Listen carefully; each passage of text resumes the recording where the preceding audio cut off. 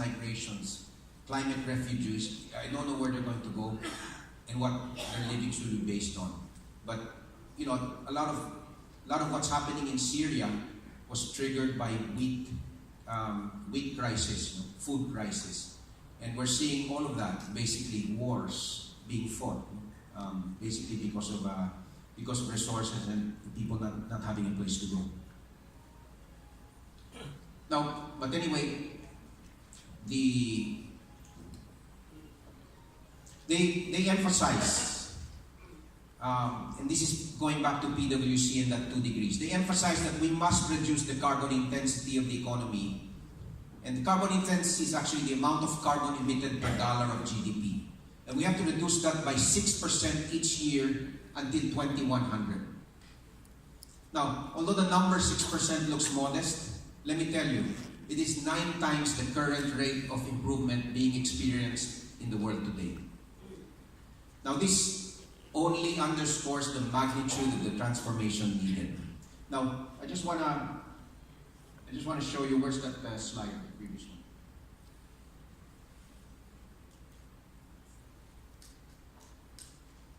Just look at that slide there on the right, and take a look at, this is how much the carbon emissions have gone up over the years. No? Today we're probably in the 40 plus gigaton range. No? That's where the 2019 is. Now, of course, it still has been going up disappointingly, despite all of this. But this is, by 2055, it needs to go down there to 0. And that's the kind of trajectory that's needed to bring carbon emissions down to 0. But can you imagine if we delay and move that peak even more, but just a few years, 5 years, 6 years, 7 years, that point at 2055, where you need to go down to 0, stays the same? And you imagine how steep that slope is going to become. And how difficult and near impossible we're going to make it for the next generations to achieve that. Now the IPC, in fact the IPCC, the Intergovernmental Panel on Climate Change, released just last October 2018 a very important report urging dramatic action to limit global warming to less than 1.5 degrees Celsius if we wish to avoid a dangerous, irreversible, and game-over climate crisis which threatens humanity. The enormous reduction in CO2 emissions is still just about possible, but it's unprecedented in scale. And in the words of Piers Forster, who's one of the lead authors of that report, it requires us to, quote, do everything and do it immediately. Now at FPH, we believe our platform of businesses and our way to play are all geared towards this goal. Our natural gas plants under first gen are key to bringing down the carbon intensity of the economy, as they emit less than half of the carbon and only a fraction of the other pollutants per kilowatt hour relative to an equivalent size coal plant. Even what they say is the most advanced coal plant, gas is still half in terms of carbon emissions per kilowatt hour. Now this is key to keeping the economy humming and our lights on, even as we transition to a decarbonized world. Now today, these plants run on the country's only indigenous gas field, Camagmalampayan. But we're currently preparing for the day that these fields no longer have indigenous gas through the development of what could be the country's first LNG import terminal, or liquefied natural gas. Now in December 2018, First Gen actually signed a joint development agreement with Tokyo Gas to push this forward. Now it's an exciting time to be doing this, as LNG suppliers worldwide are only just beginning to innovate and show flexibility on gas contracts that were never before seen in the world of LNG contracting. Now just this April 2019, Shell and our partner Tokyo Gas, they signed the world's first coal-indexed LNG contract. And the significance of this is that this shows that the gas producers are now willing to fight head-to-head against coal plants in competitive markets. But I have to say that today gas is already even cheaper than coal. Even here in the Philippines, just take a look at the Meralco website if you see it. If you can find it, it's buried a little bit there. But natural gas, our natural gas plants are probably among the cheapest of Meralco's plants that are way below a lot of their coal plants. But not only that, I think globally, you're seeing that actually, I don't have the global, but even here locally, a lot of gas, even LNG, is cheaper already than what coal can give. So sometimes I hear people, supposedly respectable people in our business community, talking about how we need coal because we need to industrialize. I've heard maybe 3 or 4 ex-DOE secretaries saying the same thing. I have one thing to say to that. I think it's bullshit. And it's no longer true. They have to wake up and realize also that their numbers live in the past. Take a look at what's happening in the world today. Now, our geothermal plants are today the only large-scale 24/7 sources of renewable energy.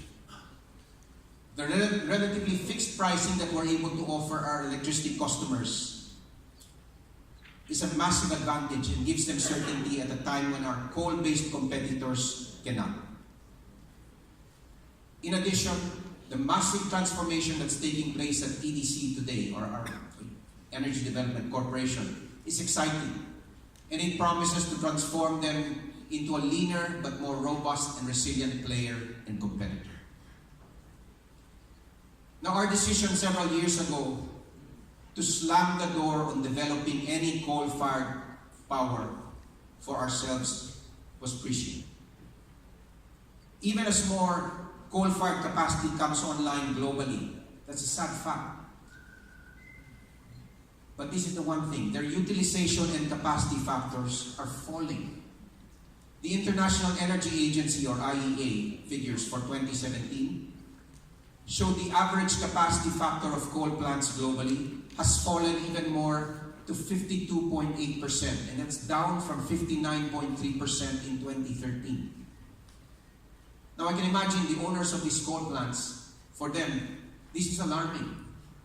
Because coal is a technology whose economics only make sense when run at base load rates of 70 to 80%. Now the implication is that many coal plants today are being run suboptimally and expensively. The fact that they are required also to ramp up and down frequently causes thermal fatigue of components and materials and the corrosion that negatively impact efficiency and emissions even more. And we're seeing all of that actually even in the Philippine grid.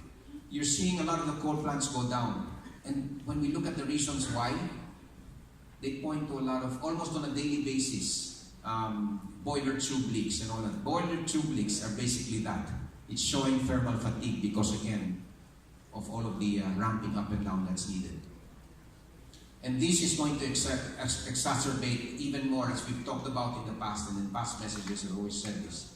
As more renewables penetrate our lives, we cannot stop it because people will put solar on the rooftops, they'll put there'll be wind plants, and it's becoming cheaper now in many parts of the world to put up these renewable plants, even without, they're cheaper than coal. They're in the Middle East, in Saudi Arabia, in Chile, they're all being put up because, and they're undercutting the coal plants in many ways. And that will happen here. You can't stop.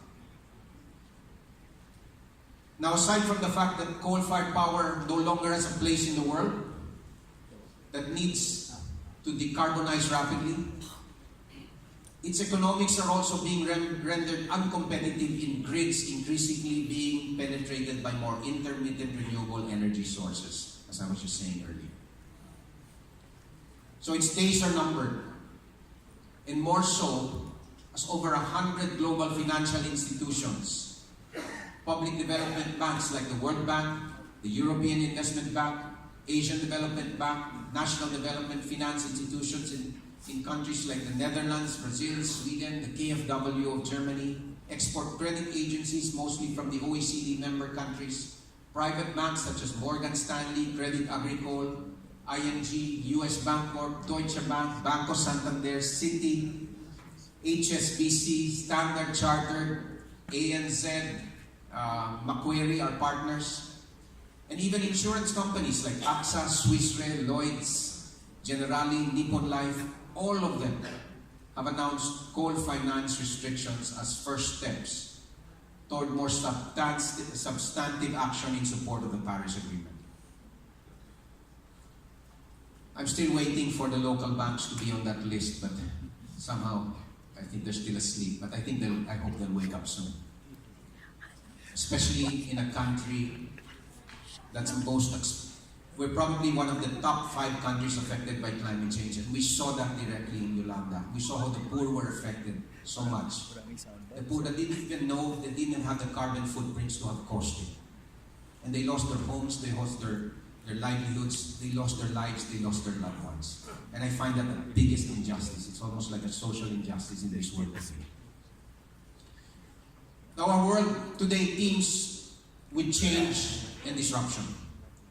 At FPH, we're all incessantly and purposefully sensing the wind and reading the tea leaves. And in such a world marked by so much complexity, we must also keep our organizations alert as well as agile.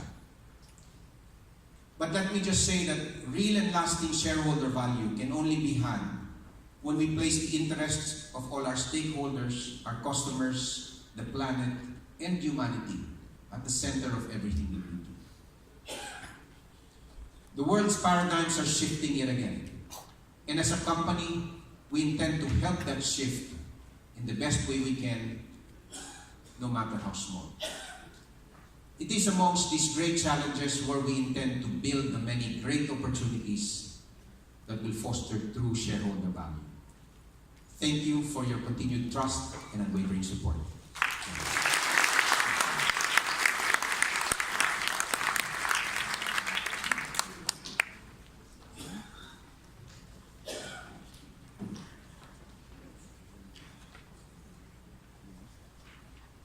Good morning.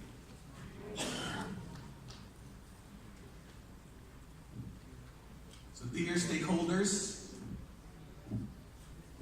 it's hard to get the BS word, so I have to start it in a...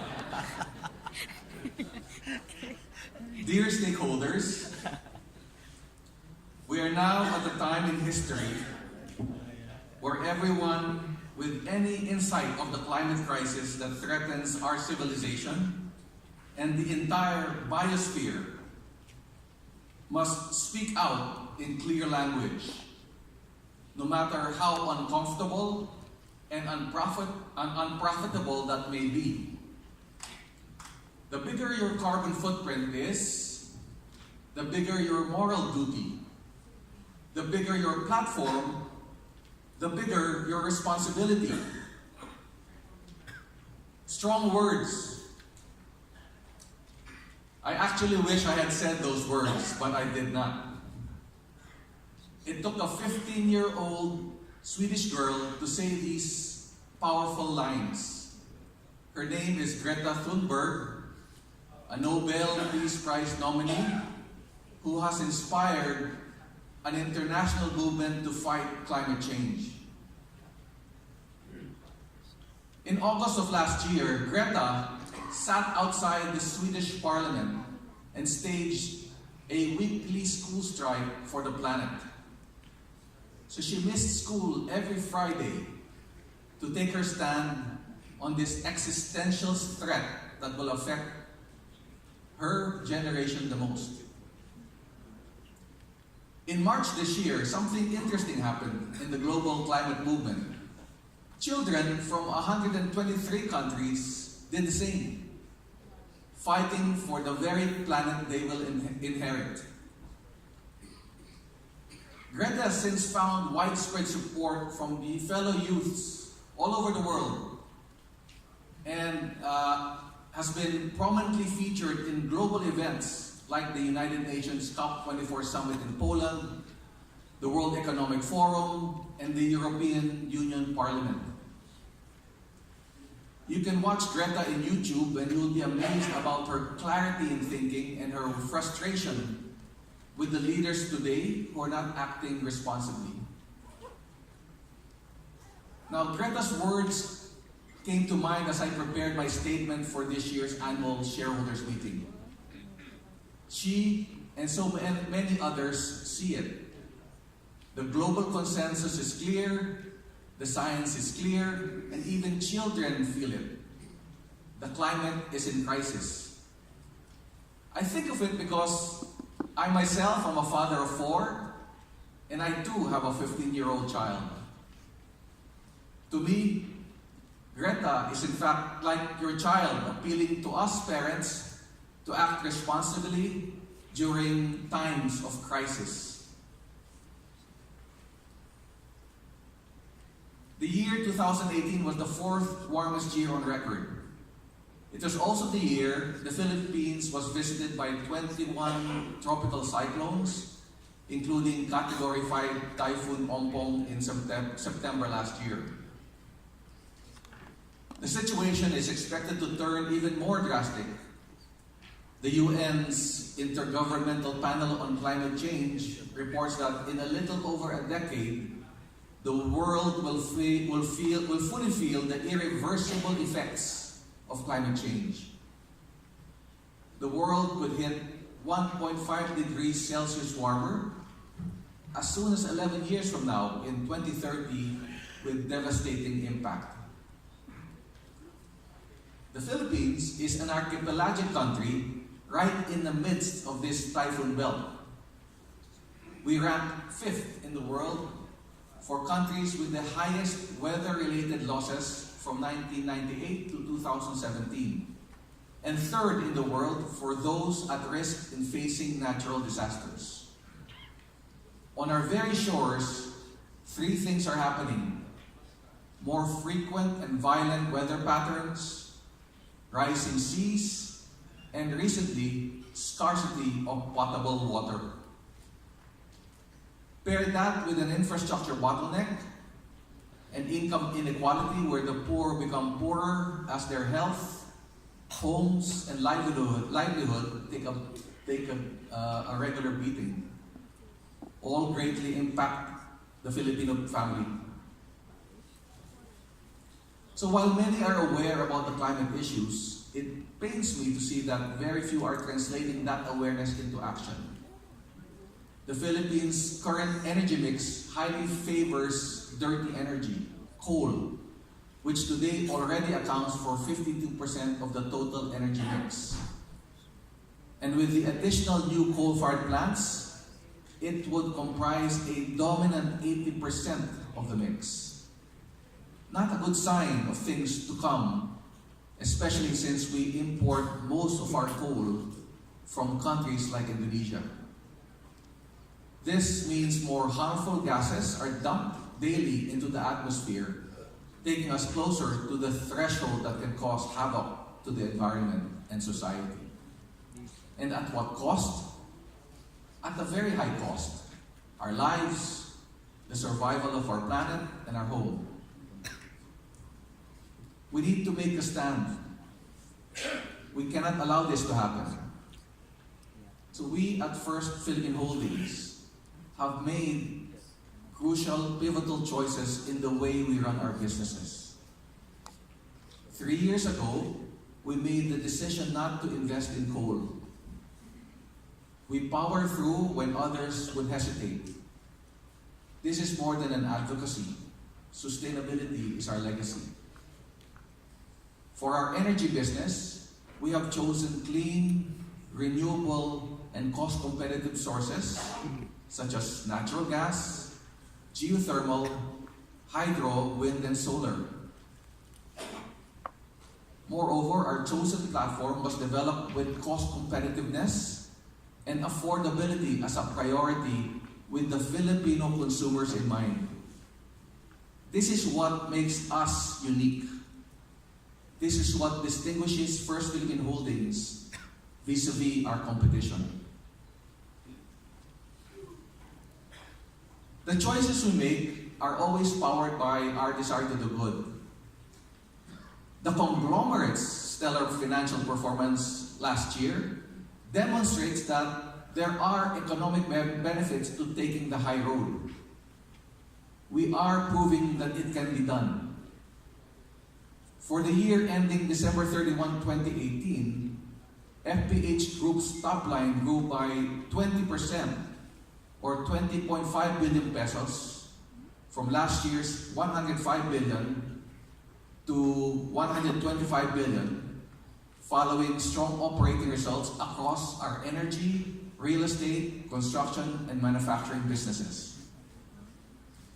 The corresponding attributable net income amounted to 10.3 billion, also higher by 4.4 billion pesos or 76% compared to the 5.9 billion in 2017.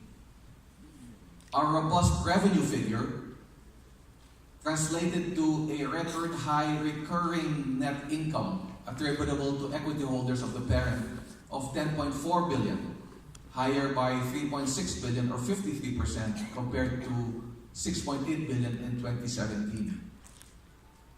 Now let me report about our lines of businesses and how these numbers were achieved. We start with our energy investment. Our energy group, led by First Gen and its subsidiary Energy Development Corporation or EDC, remains the biggest driver of growth for the conglomerate. In 2018, the First Gen Group posted revenues of 104 billion, up by 21%, or 18 billion from last year's 86 billion pesos, and an attributable recurring net earnings of 12.7 billion, higher by 4.6 billion, or close to 60%, compared to last year's 8.1 billion pesos.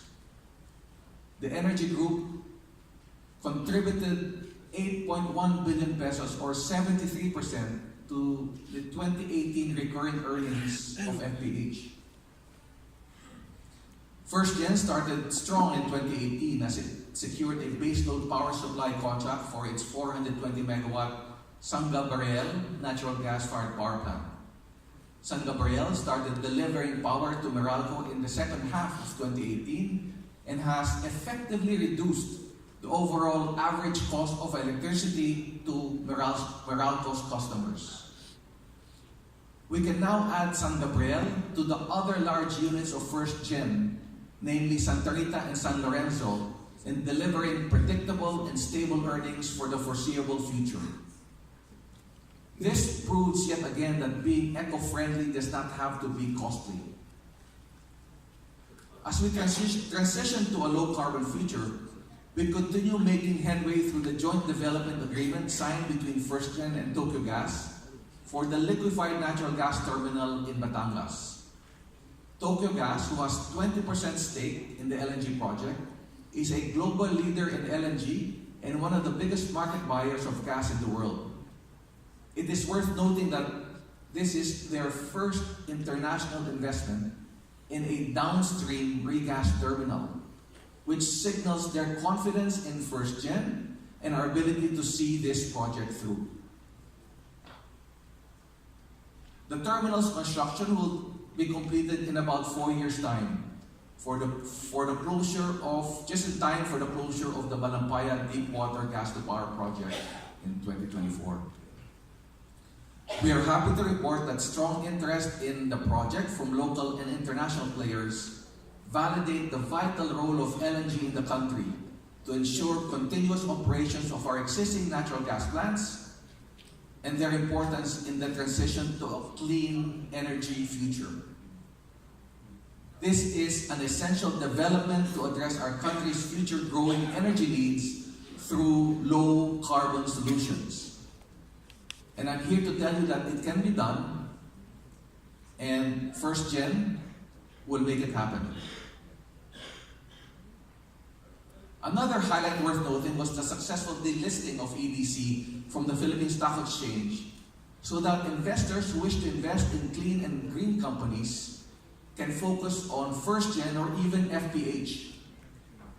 EDC has been 100% contracted since early 2018, and has launched various optimization programs to enhance operational efficiency and to bring down costs in order to be more cost competitive versus other energy alternatives, including coal. Its typhoon-hit power plants in Leyte were fully brought back online in the third quarter of 2018, exceeding our own target of bringing back the power plants to their pre-typhoon levels. Let me move on. In real estate, we create integrated communities that reduce carbon footprint and promote a healthier environment. Composed of Rockall land and First Philippine Industrial Park, or FPIP, our real estate group was the next big driver of growth for the conglomerate, with a combined contribution of 2.3 billion pesos, comprising 21% to the group's recurring earnings. In 2018, our real estate group posted total revenues of 16.3 billion pesos, up by 5% or 735 million from last year, driven substantially by Rockwell Land's higher completion and sales take-up of residential development projects, as well as stronger revenues from both commercial and industrial leasing businesses. Rockwell Land delivered strong recurring earnings of 2.5 billion pesos, while First Philippine Industrial Park posted a corresponding recurring earnings of 151 million pesos as we focused our parks business towards enhancing its recurring revenue base. Rockwell Land has firmly established its brand as a leading lifestyle community developer with its Proscenium project in Rockwell, Makati that achieved a 92% sales take-up in 2018 and continues to create exceptional multi-use developments nationally with these projects. The Arthur North Tower in Quezon City, Aruga Resorts and Residences in Mactan, Cebu, and Terreno South and Southwell Mahogany, both in Batangas. FPIP, on the other hand, has succeeded in enabling meaningful jobs for the Filipino.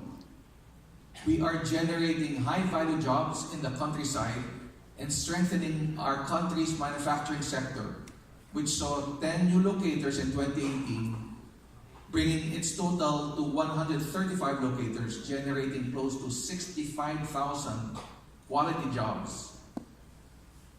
For the past 20 years, the park has provided innovative solutions to its locators, such as reliable first-world infrastructure, like wastewater treatment and stable power supply, which are critical for locators in the semiconductor and electronics industries. Moving forward, we are building ready-built factories with access to renewable energy sources. We are also working towards improving the living conditions of our locators and their employees through logistics hubs, residential or dormitory facilities, green linear parks, transport hubs, shuttle bus services, and a retail center built within the industrial park. To help advance inclusive growth and job creation, we are also working with a technical vocational school that can cater to the fast-growing manpower requirements of our locators at the park. The first industrial in science and technology school, or FIRST School, operates a pioneering education to employment system that benefits locators, the industrial park, students, and the community. Let me move on further on building key infrastructure. Our companies are also concerned with the ease of mobility and the delivery of basic services. Thus, we are also bringing our sustainable mindset while enabling critical economic infrastructure and utilities through our construction arm, First Balfour.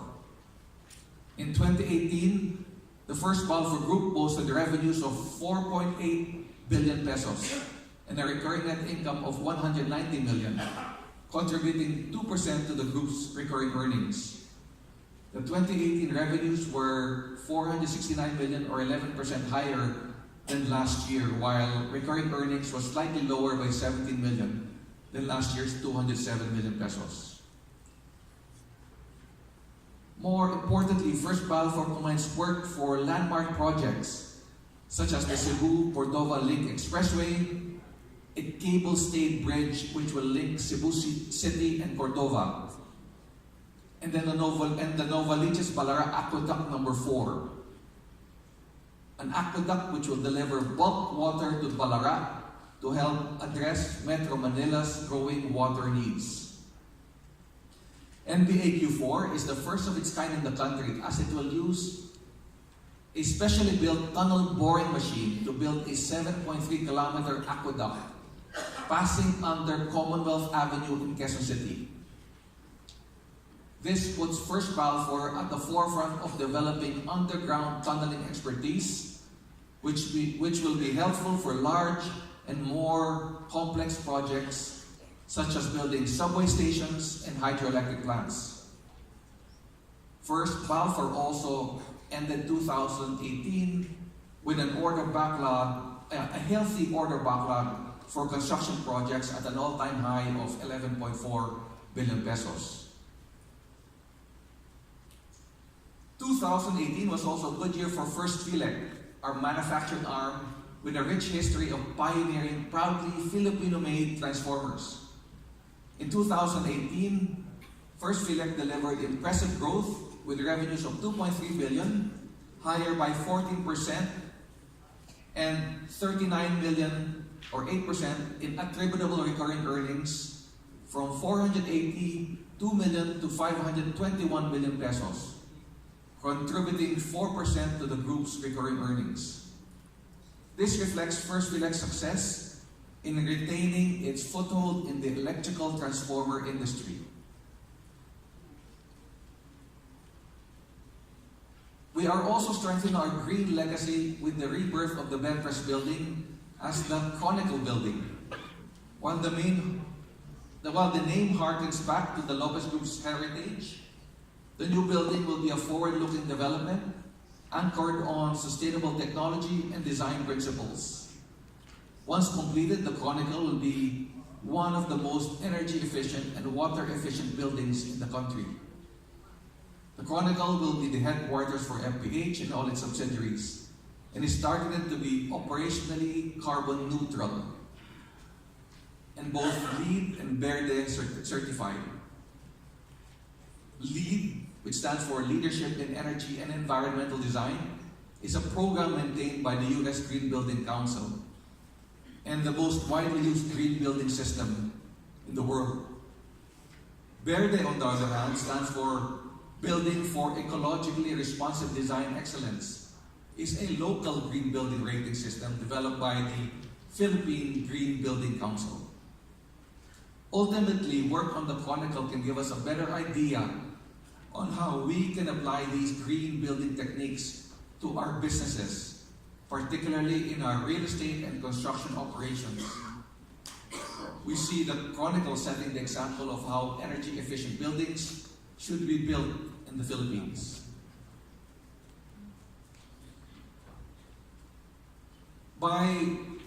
Guided by the Lopez Credo, with values that focus on social justice through business excellence and a pioneering entrepreneurial spirit, we remain committed to positive change by challenging industry peers and key stakeholders to focus on building a better and sustainable future for all. Without concerted action, our planet is in grave danger. Change is slowly trickling throughout the globe.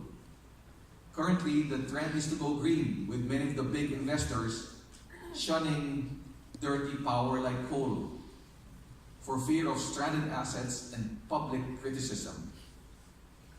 In line with this, we are pleased to see positive development from various key stakeholders. As earlier reported by the chairman, just in February this year, the Institute for Energy Economics and Financial Analysis released a report highlighting the fact that over 100 global financial institutions are exiting coal, with more to come, and that every 2 weeks, a bank, insurer or lender announces new restrictions on coal. It reports that global capital is fleeing the coal sector and that this is no passing fad. This gives us more confidence in our big pivot to focus our resources on clean, low carbon, and renewable energy. It is a platform that in our mind has a long runway moving forward. Countries globally are responding to the need to change, such as Finland, Germany, Chile now drawing the line on coal. In Thailand, which now currently runs on 70% gas, local communities and stakeholders themselves act as the social fence against coal. Whenever there is a coal-fired plant being announced in their community, they protest immediately. Just this week, I think this is an article you can pick up through the internet. BBC reported that Britain had its first week without using electricity from burning coal since way back in the 1880s. The government plans to phase out the last coal-fired plants by 2025 to reduce carbon emissions. The news article stresses that as more renewables come to the system, coal-free runs like this are going to be a regular occurrence. This just goes to show that it can be done. The BBC also came up with an article recently that the UK needs to prepare for the worst due to climate change. In the Philippines, we also have to prepare as well. Unfortunately, our country is considered as one of the countries that is the last frontier of coal, as policies have yet to be enforced for a more enabling environment for clean and renewable energy. And while it can be painful to admit that the Philippines is not there yet, there are signs of hope. It is worth noting that as of today, more and more local government units are turning their back on coal. In Negros Island, an executive ordinance has been issued declaring the whole island as coal-free and powered only by renewable energy. Elsewhere in the beautiful town of San Juan, La Union, the municipal council passed an ordinance declaring the town coal-free via a unanimous vote.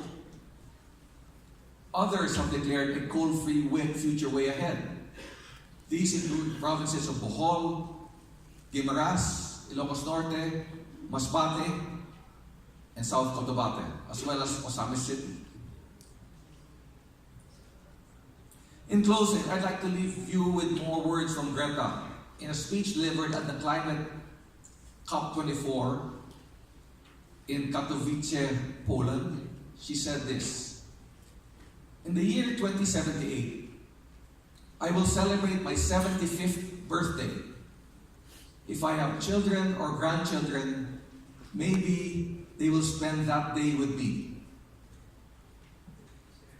Maybe they will ask me about you, the people who were around back in 2018.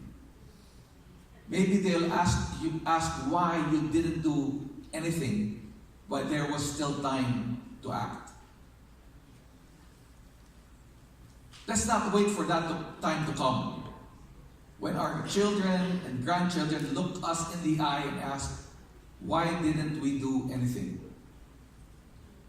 If the world is changing, then so should we. We can learn, we can adapt, and we can survive. Better yet, we can find new ways to thrive. Through our efforts as a conglomerate, we hope to inspire and encourage more companies in the Philippines to become part of the low-carbon clean energy movement. We thank you, our stakeholders, for aligning with us in our desire to build a cleaner, greener, safer, and more livable world for future generations. A world that is powered by good. Thank you.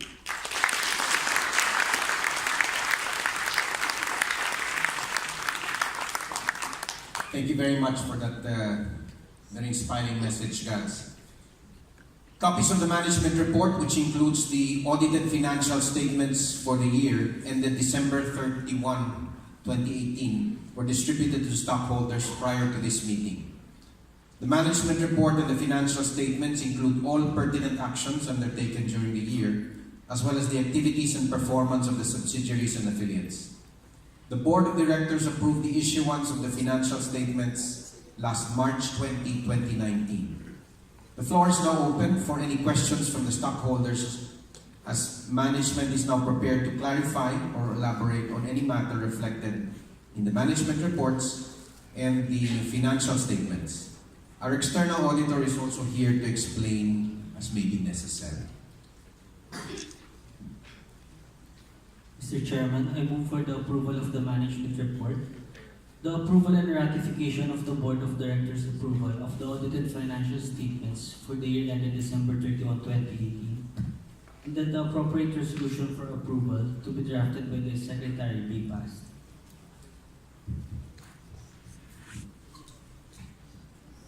Second the motion. I think there's a question behind them before we, yeah. Yes. Yes. My name is Stephen Sullivan, proxy stockholder of Ansaldo Udines and Company, my broker. My question is not in relation with the audited financial statements. My question is, we cannot deny the fact that we have the second highest electricity and energy cost in Asia, next only to Japan, which is a hindrance or impediment for local and foreign investments here in the Philippines. My question is, do you have any specific remedy or suggestion to address this problem? Thank you. No. Let me just, I just want to emphasize the fact that First Gen is doing everything it can to reduce the power rates to consumers. So it's actually not First Gen that's increasing the power rates. If you look at the Meralco website, as the chairman mentioned earlier, you will see that substantially all of the coal-fired plants that Meralco contracted with have rates that exceed that of our gas-fired power plants. Even our newest gas-fired plants is cheaper than many of the legacy agreements of Meralco that was contracted with coal. And so a lot of it is maybe in a closer scrutiny on how we are better, we can better prepare, how we are much more capable to contract from the lowest cost available. And as we were saying, it is our view that you don't have to contract it from coal, that there are other alternatives, including natural gas, geothermal, and other renewable energies that can actually drive the costs down for the consumers. Let me also just add to that, no? Because that whole thing that we have the second highest to Japan and all that is always, it's an old argument. I've heard that, and I used to fight that when again the IPIRA was being And let me just tell you that again, a lot of power rates all over Asia are being subsidized because they're still owned by government. No? But the subsidy comes at the expense of taxpayers. So it's not like it's cheap. And in fact, many of these countries, including Indonesia, have been struggling. They've been struggling to take off those subsidies because the subsidies are killing their governments fiscally. Now, that's one. But the other thing is, let me tell you, that EPIRA had a provision in it which basically progresses what they call retail competition and open access. And what that does is that for customers of a certain size, say above 1 megawatt peak usage or maybe 750 kilowatts, for customers of a certain size, they can choose already their suppliers. No? And of course, the the way EPIRA was envisioned, this was supposed to have gone all the way down to the household level so that everyone in this room, all of you, would have been able to choose your own suppliers. Now, EPIRA was passed, when was that? In 2001. It's 2019 today. So it's been almost 18 years plus, close to 19 years. Retail competition and open access is stuck there at about 750 kilowatts. It has not gone down to the household level, to consumers. But let me tell you what's going on. In the contestable market, with the large ones, especially, we're in these markets fighting tooth and nail, you know, within the power industry. We call it already a bloody red ocean because all the competitors are fighting. The power rates have been brought down. The generation rates have been brought down to about, I think the lowest that we've seen is about 3 pesos and 10 centavos per kilowatt hour. You look at a lot of the generation rates in the Meralco website, the contracted rates, they're close to plus 4 pesos. So you can see what competition is doing and it has the ability to do it. But what's happened is that, I don't know, for some God-forsaken reason, retail competition and open access has been delayed in this country for more than 18 years. It's the only place in the world where that's happened. It should have gone down all the way to open to the household level in the span of about 3 to 5 years. That's the vision. Because retail competition and open access is what keeps utilities honest so that they don't contract with themselves and basically give the captive consumers very, very high rates. That's what's supposed to have happened. And I think you as consumers should be pushing that. You should be pushing that if you really want lower rates. Because right now, what's happening is utilities are using their captive markets to be able to sort of subsidize their competition in the contestable markets, which I think is wrong and was not envisioned by EPIRA. But again, if retail competition and open access can be rushed and can be pushed as soon as possible, there's no physical reason why it can't be. Of course, there's something, it's stuck at the Supreme Court for some case, no? But if retail competition and open access can be rushed, even that kind of competition and low rates that we're seeing in the contestable markets can happen also for all sorts of consumers, including households like yourselves. Thank you. Yeah. Another question. There was an analyst who hinted that there will be a restructuring of the Lopez Tubok companies, wherein FPH will be the major beneficiary of the restructuring. Is the company at liberty to say whether there is any truth to this, or? No, we've not even thought about that. So I'm not sure what the restructuring. I don't know in what way. The structuring wherein FPH will be the mother company of the energy assets, and Lopez Group will be the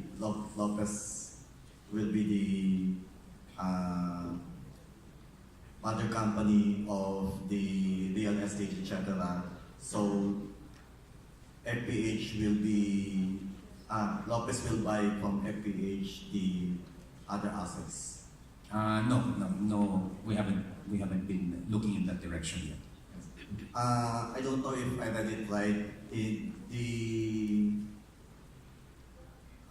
report says that the company earned 18 pesos per share last year, and I don't know the exact dividend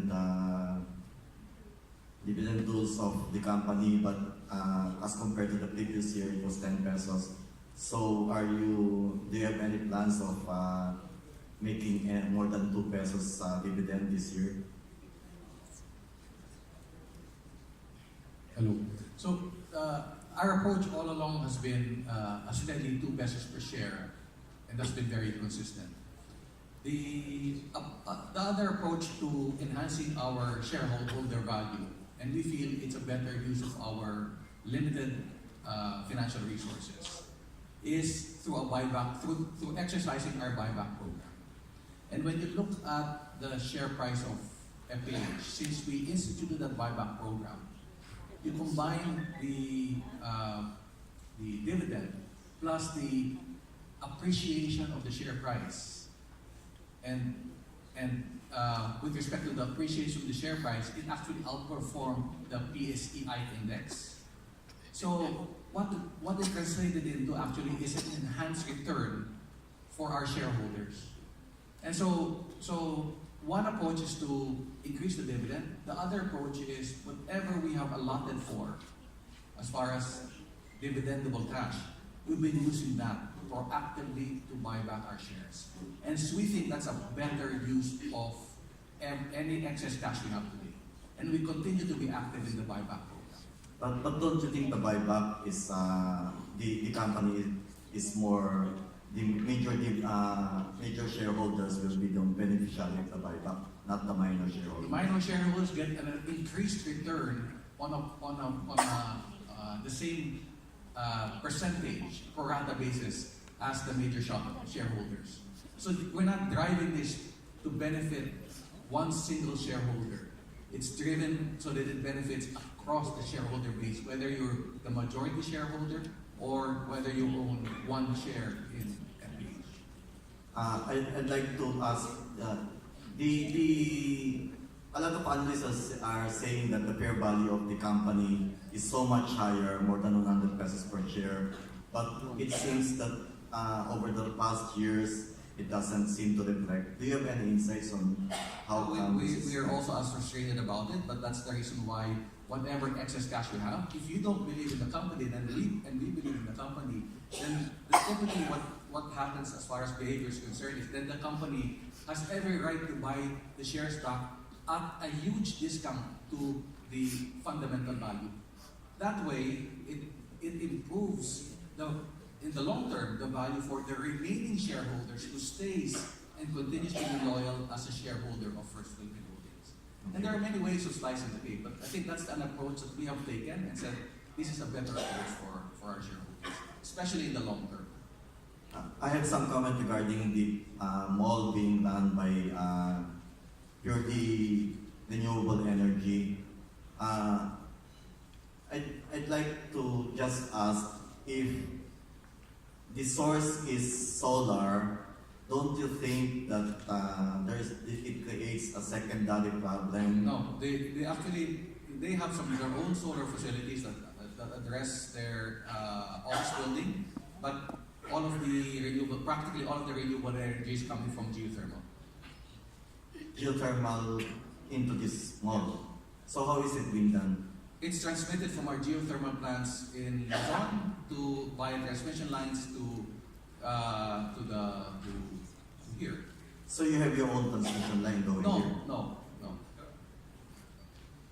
Was talking about earlier the retail competition and open access. That's what it allows because Rockwell is above 750 kilowatts, the Rockwell Mall. So it can contract directly. And that's what it's doing. It's contracting directly with our geothermal plants. So effectively, it's 100% renewable energy. But still using the national grid? Yes. Everyone does that. That's the way retail competition open access. The way retail competition open access works is that all electricity anyway, once it gets into the grid, it's fungible. It mixes with everything else. You can't distinguish it. But contractually, you can. And there should be what they call non-discriminatory open access on the transmission grid and on the distribution grid. That's the way it works. So that's why Rockwell has been able to contract with our geothermal plants. And by the way, they keep saying renewable is expensive. It's not. And Rockwell wouldn't have contracted with us if we couldn't be competitive, and we were.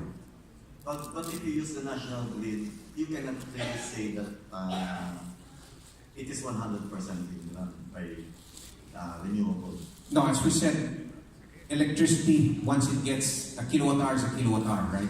But contractually, you can distinguish it because Rockwell will say, I want to buy my electricity directly from the geothermal plant in Bacman or the one even in Leyte or whatever, no? but it contracts that, and basically the benefit comes to us as the ones that are running the geothermal plant. If Rockwell or any other, let me tell you also what's happening today. There are a number of companies, multinationals in fact, that have signed on to what they call the RE100, the Renewable Energy 100, which means they by a certain time frame, and each of them have different time frames, some much sooner than others, they will be powered by 100% renewable. Some of those RE100 companies are coming to us, and they're today, before they would say, okay, you compete against coal, and we'll give it to you. Today, they're giving us even a slight premium. And you can see how the world is changing.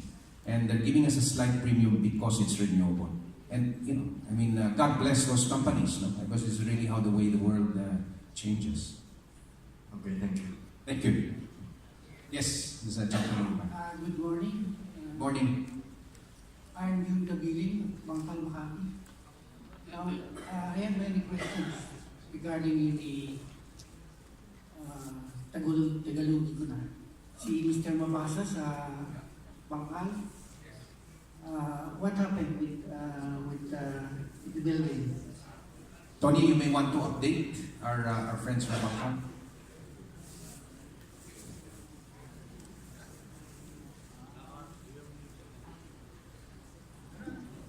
Kumusta po kayo? Mabuti naman. Tumatanda na tayo. Pumunta kayong taon na ito. Hinahanap-hanap ko po sila kanina. Maayos na po yung building. Sa katunayan, mas marami ngayon nakatira doon sa building kaysa sa doon sa dati. Siguro naman dahil mas maayos ang patakbo doon. Dahil mga bago na rin yung kanilang makina sa basement. Pinalitan natin yung aircon, pinalitan natin yung mga genset, at pinalitan natin yung kanilang switch treatment plant doon sa building na yan. Kapalagay ko, ito ay isang dahilan kung bakit mas marami ngayon na nakatira doon. Pero, can I interrupt? Yes, Medyo malas yata yung lugar namin. Nandun na naman ang Phoenix. Nagkaroon na naman ng gas leak yata.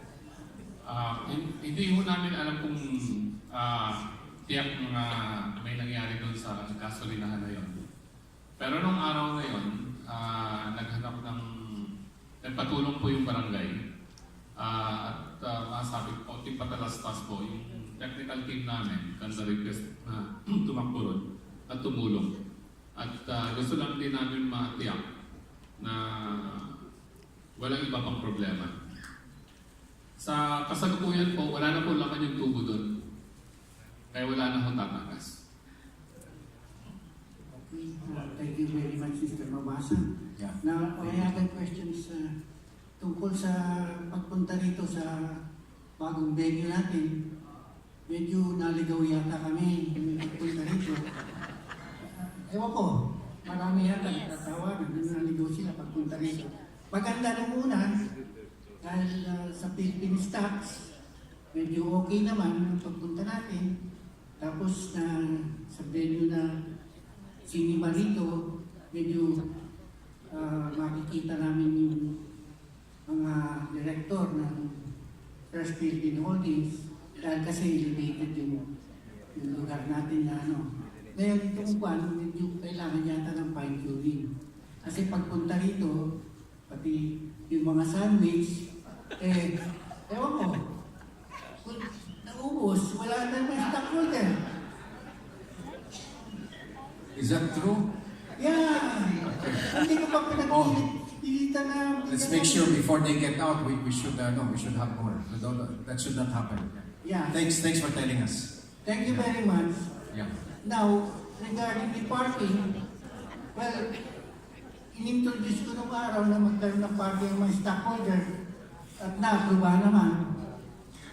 At ang Dividiendo, Mr. Federico Lopez, nung kayo umahap ng First Philippine Holdings, nagkaroon kami ng Dividiendo taon-taon. Thank you very much sa Dividiendo. Ngayon, sa fine-tuning naman dito, Thank you very much at mabigyan kami ng part of our dividend na sa sandwich.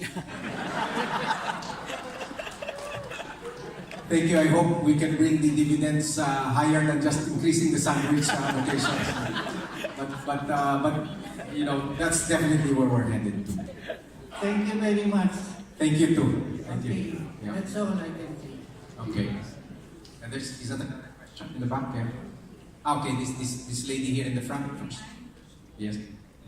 My name is Mary Agabin. I have been a stockholder for 34 years when I was still much younger. And ito ang kauna-unahang pagkakataon na ako ay mag-attend ng stockholders meeting.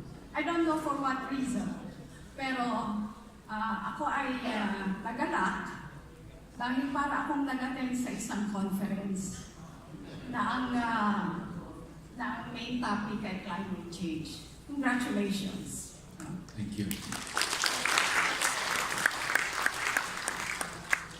And gusto ko pong i-congratulate din ang management at saka ang board of directors dahil parang napakaganda ng philosophy na sinusundan ng pamamahala sa kumpanya na ito. No? And I think I can have my children inherit the stocks that I own here. Oh, that's nice to hear. Thank you. Thank you for that. Yeah. So kung aking sasummarize ang basic philosophy na yan ay the company is doing well by doing good. At ngayon po, ang ating bansa ay merong about 28 million households. So you multiply that by 5 and we have about 120 million population. At ang isa sa pinakamalaking gumagamit ng energy ay mga households. Di po ba? At ang aking gustong itanong sa inyo ay kung meron kayong isang plataforma upang ang mga maski may stockholders natin ay magkaroon ng option o alternatibo na gumamit ng renewable energy. Like for example, I've heard about solar panel, but I'm ignorant about the good it will do and how much it would cost, whether it's affordable or not. So sana po ay meron kayong mga payo para sa mga households na kapayos po ngayon, napakainit ng panahon. And 14,000 peso electric bill is just too much for a household that has, a air conditioning units in the house. So, ang gusto ko pong malaman ay kung meron po kayong maimungkahin, ano ba talaga ang mas magandang alternatibo para sa household? Meron kayong explain kanina pero hindi ko po naintindihan. That's an excellent question, ma'am. Today, if you put solar on your rooftop and you have the ability, you have a big roof and it's strong enough to hold the solar panels. If you put solar on your rooftop, you can generate electricity cheaper already than the Meralco rate. So if you're paying, let's say, 11 pesos or whatever it is, you put solar on your rooftop, and if, let's say, you even purchase that, you can put it, your investment will probably have anywhere from a 5 to 7 year payback. Now, of course, we understand that sometimes it's the initial shock, of being able to pay for it. But I know that there are many solar installers out there that are even willing to give you a lease over time, or they will finance it and stuff like that. No? I think some of the banks are even they open like a window for you, like a car loan. You can get a solar loan. I'm not sure how well that's going, but you don't even have to go that route because some of the solar installers are already doing that. No? And in fact, almost everyone here, the nice thing about it is you no longer have to suffer these ups and downs of electricity rate. Now, obviously, you probably won't be able to go 100%, but you can power a number of your appliances already that run 24 hours. For example, your ref or your lights. You can power that with solar energy, and you will save money on it. The economics are there. And I think your question is so, because what we're finding out is that many people don't know this, and it takes a long time to explain, and then, the whole process. But there are very innovative suppliers out there, not necessarily us, but even many of them are small ones who are very good to deal with. But I don't know if if Lito Santos is here, if we can get your name, or anybody else who wants to, there, Lito's here. Lito, just show yourself, can you stand up? And then you can give contact details, or maybe even get their contact details directly, who wants to explore, putting solar on the rooftops, because I think this is something that you can already have a huge amount of savings. It's there. And we're putting it on top of malls, actually. Certain malls are benefiting from it. And some outside, even the provinces, and they're saving a lot. They're saving a lot of money. Maraming salamat. Yeah. Thank you for your question. Mr. Chairman, I just wanna add quickly lang, ma'am, dun sa residential solar, noong nakaraang pong Setyembre, ako po'y nagkabit sa bahay ko. Yung aking kasalukuyang kuryente sa Meralco, bumaba ng mga 30%. So, ganito po yung economics, depende po sa hugis ng bubong ninyo at yung takbo ng araw, mula east to west. Kung maganda po yung pagkakatapat ng bubong ninyo sa arko ng araw, mag-i-invest po kayo, kunyari sa sistema nyo, 160,000 pesos. Sa loob ng 4 na taon, bawi po yun. And then yung next 21 years, libre na. Ngayon, ang kagandahan ko, ang pagkakaalam namin, yung pag-ibig, pwede kayong mag-file ng loan. Babayaran, if finance nila yung solar system, 500,000 pesos. So people can put decent-sized solar in their houses and drop their electricity rates, So pag meron po kayong ref, pwede po ninyong isabay yung washing machine sa kasagsagan ng init ng araw, tanghalian, magmula 9:30 hanggang mga 3:30 ng hapon. And dyan yung po patakbuhin yung mga appliances ninyo, tsak po makakatipid kayo. Bawi po yung mga 4.5 years, and then libre na po yung susunod na 21 taon. There's a gentleman in the back who was asking, yeah, thank you. Good morning, Bert Novelio here. Thank you for the chairman's engaging advocacy, but I beg to disagree. There is a plan B. The plan B is to involve the shareholders here in your social program.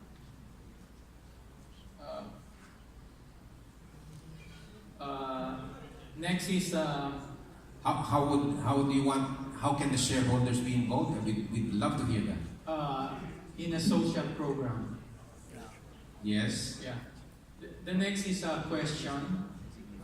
Is biogas part of our mission statement, and does it have a potential? Thank you. What is biogas in your view? Biogas is the use of gas excreted from animals and humans. Well, right now we don't have a program doing that. I know these are one of the, there's a very good book. I think it's 50 Ways to Save the Planet or 100 Ways to Save the Planet. Biogas is one of them. But so far that's not yet in our, we're very, very focused, and I guess we're very excited about all the ideas. I want to say something that when we closed the door to coal in 2016, it had been a debate that was raging for years and years. When Yolanda, we said we would not do coal. When Yolanda happened in 2013, and our power plants, our geothermal plants were at the center of everything, and we had to move faster than government did to be the center of rescue, relief, and then even rehabilitation efforts on the island of Leyte. We worked very much with government, but the first thing we did was to make sure that they were standing. We used all of our resources to be able to do that. But when we did that, we said, this is not something that the world has changed. And we saw how much people were suffering, especially our fellow Filipinos. And when we saw that, it totally changed our view, and we decided to shut the door on coal. Many within our management team and within the board and all of that, there were disagreements saying, how can you do that? Coal at that time was among the cheapest, and it's like tying your hands behind your back in a fight against a heavyweight like Muhammad Ali, you know. And they said, you're gonna lose. In a couple of years, you're gonna go. But you know, we decided to do it anyway.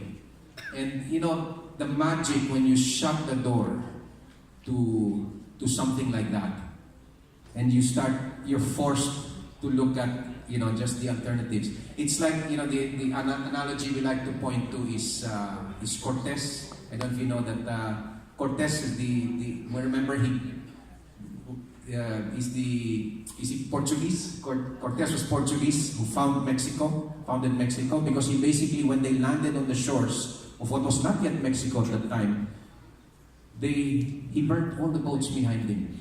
And they had no choice but to go forward into the jungle, slashing their way through, and they basically found that new civilization, the Inca civilization they found in Mexico. That's exactly what's happening to us. Because when we shut the door on coal, you can see it unleashed so much creativity for us to do so many other things, including geothermal. And I think geothermal, in a matter of time, and Ricky is headed in that direction with EDC. It will probably be the best geothermal company in the world. And at some point, we will have so many opportunities open to us. Of course, the public doesn't see that because it takes years and years for that to happen. So maybe it was our opportunity also to take it private. But let me just say that, you know, that all of these ideas will come, no? But again, we have to stay focused. We have to make sure that we stay focused and prioritize rather than going all over the place. Biogas it's a great, but I think it's not yet where we're going to put our resources. Not yet. Thanks for that question. Yes, there's a gentleman here in the middle. Good morning to everyone. Mr. Chairman, I'm Ruben Jordan, staff. May want to speak a little louder. Yeah, I'm so sorry. Adjust the mic. I'm not used to rock concert. I'm sorry. Just kidding. But it has been known for the past 3 years, or even 5 years, that First Holding is awash in cash. Are you in the liberty to expound whether this cash were, well, of course it was put into good use, but are you in the liberty to tell us 1 peso was put with FCHEN, 2 pesos with BBC? Every year we come out with our estimated capex program, and then we allocate. It's based on a conversation we have with our various investments, and so we allocate our. I don't think it's a big cash pile, but it's basically an approval based on a conversation we have with our subsidiaries. Say this is what we'll spend our limited resources on. Let me just say that when you look at our consolidated balance sheet, it looks like we have a lot of cash, but much of that cash actually is in the operating company. And of course, in the operating company, we also have to communicate to our operating company to flow up the dividends to First Philippine Holdings. So the way we do it is that whatever dividends we get from our subsidiaries, about 1/3 of that actually we dedicate to paying off our to our shareholders. That's roughly how it's been working.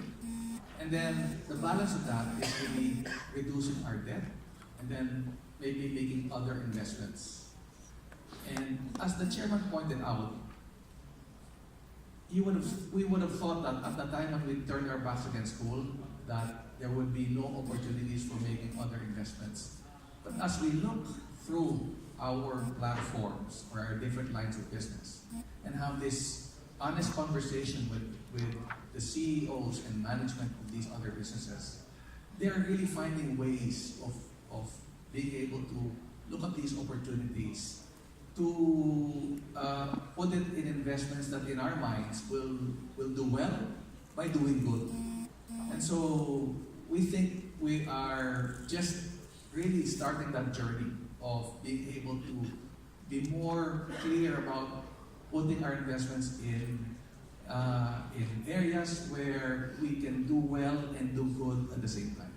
And I tried to explain that in the President's report with respect to how we view energy, how we view real estate, and how we view the other businesses. That's how we work with it. But a lot of the cash on a consolidated basis is actually really at the operating company, and the operating company has its own needs. And so when you look at on just an absolute amount, obviously First Gen being the biggest will have quite sizable capital expenditure program. Rockwell being the second largest will also have a sizable capital expenditure program. Going back to cost of electricity, when they unbundle the charges, part of this is fee, FIP. For our education, do we benefit as a power generator using renewable in the one that consumer pays? By our computation, there is a fit-all tariff that every consumer pays. But we have computations, and we can show it to you, sir, that fit-all tariff actually resulted in an average reduction of rates to the consumers. So you will not benefit. I think you benefit no different from every other consumer in the country. And so that fit-all tariff actually is there. And by our computations, we've run models where it actually benefited the consumers in general in lowering the prices of electricity. What I was in my thinking, it is an incentive for power generators to go renewable. Yes, you're correct. You're correct. It was originally envisioned, and as in many countries, a feed-in tariff is to incentivize investors to jump into the renewable energy bandwagon. But it's just limited. So there was a limited allocation. So for example, in wind, there was a limited allocation to wind. And in other renewable energy sources, there were limited allocations. Most of those have been fully allocated, with the exception of hydro. But again, as we computed all of that, it translated into reduced tariffs for the consumer. And we have numbers that they show that. On the side of our social responsibility, just like what I said in the FGen meeting, and I salute your overzealousness, despite being tagged as alarmist. But to further give info on the Swedish issue like Greta, I think her parents, her countrymen are teaching airplane where they travel and use train to decarbonize personally. Yes. That's why we can equate with the question of a fellow stockholder last time that anong gagawin natin? We can. May magagawa tayo individually. That's what's it's a inspiring challenge. about this Swedish student. She's just a student, and yet she already knows that there are ways, even in her own world, to help. So she doesn't ride an airplane. She rides an electric vehicle or train. She rides a bicycle a lot, and so she's very enlightened. And so for me, that's quite inspiring. And so she's showing that just one person, because she has concern over this existential threat, can do something about it. And of course, in her case, she's gained popularity. But you don't need to be popular; you can just do it yourselves. And I think that's more important. Very interesting. I'll just tell you that in the same venue, we were able to hold a very good a lecture from a very, he was an author of this book, Strategy That Works, no? And he was all the way in, where was he, in Chicago or something like that? And he was lecturing about 300 of our people here. And it was very engaging, especially because of the size of the screen, the audio and all that. So he didn't have to fly in to do that. And we had him for more than 2 hours in a very engaging manner. He got his ideas through. And because of facilities like this, I think we'll be able to do that more often. Because the exchange of ideas, I think, is still very important. But there are cheaper ways to do it when your carbon footprint is low. So again, we're testing some of these ideas. And thanks to Rockwell, who's built this whole hall, we can do things like that today. Yeah, you talk about sharing, sir. To other conglomerate harmonize their social endeavor with, because I was thinking of maximization. So there would be no duplication. Instead, just coordinate and help out. Like EDC is concerned from preserving endemic fish fishing. Dialas, I think, have their own, and so the other conglomerates.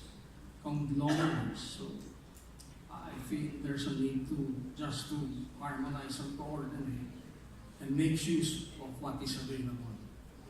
Yes, that would be nice, no? I guess if all the conglomerates could work together in that way. The truth, though, is that everyone has his own path, and I think over time, they'll probably find their path to where all of us are headed, because we have no choice. And I just hope that they do it much sooner. And along the way, I hope they do not greenwash, where they basically just claim they're renewable when in fact they're not, and they're enabling all of these coal plants all over the place. No? So I think that's also for us to people like you also to fiscalize. And but I think over time, all of them will find their own path to where we're headed. And I hope they do it much sooner. You might be happy, sir, for this information. I attended one of the biggest banking institutions in our country. And the bishop from Negros threatened to withdraw their money from this bank if they continue. I don't know if the word is continue, or serve the coal plants. And I guess there's a snowball of that kind of thinking that so you have to be proactive. Maybe you can, network with the Bishop of Negros Occidental, if I'm not mistaken. Yes, I've not met him personally, but I've heard many good things about him. And I think it's action like that, I think, that's needed in this point in history, where people have to be vocal. And again, let me tell you, and I think I mentioned this in the first gen stockholders meeting, but I was giving a presentation very much like this on climate change and how we were acting. This was several years ago at the Asia Business Council. And one of my panel members was the head of one of the largest banks in the world.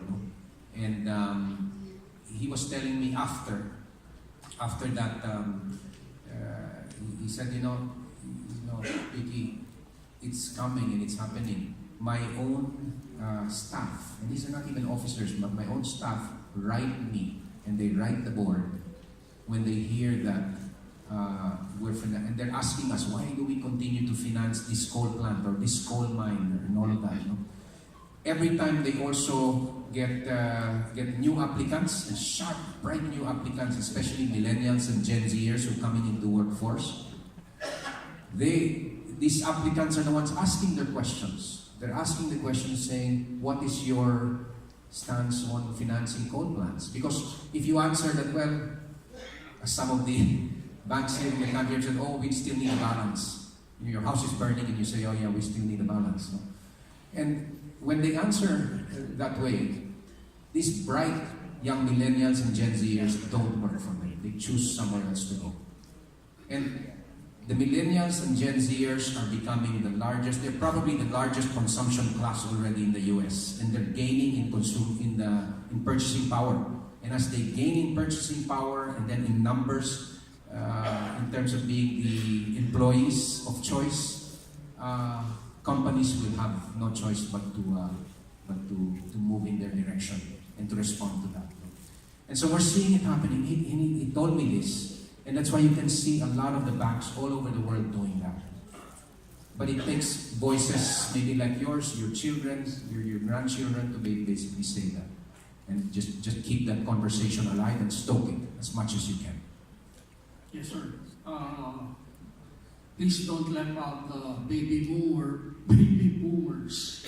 That's us. We will continue to prod the millennials and the Gen Y, whatever category they will have, to please repeat and do that advocacy on that straight path. That's all. Thank you. Yes, thank you. Thank you so much. Yeah.